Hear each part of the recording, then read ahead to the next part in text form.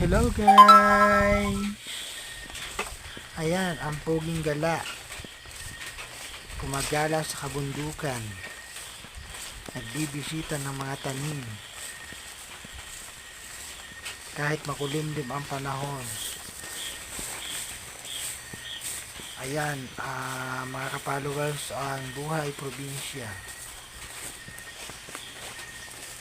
Kahit napakahirap, napakasaya naman. Maginhawa sa pakiramdam. Ay nakikita mo ang mga pananim mo ay sadyang na lumalago at gumaganda. Nakakaalis ng pagod kapag nakikita mo may bunga na pwede nang anihin.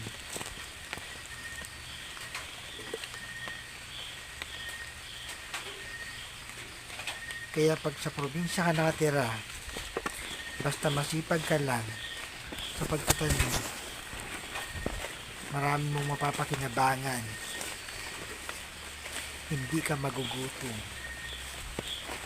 Yan ang buhay sa probinsya.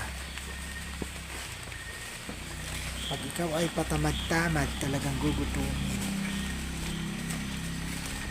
Kaya kinakailangan nating maging masipag, magtanim, para pagdating ng panahon, may aanihin tayo. Hindi na tayo magugutom.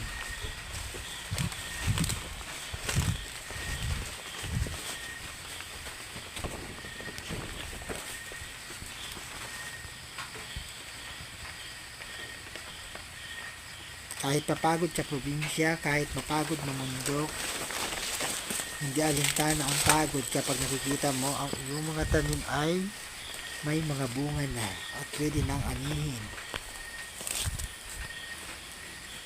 Yan ang buhay sa probinsya. Masayang masaya.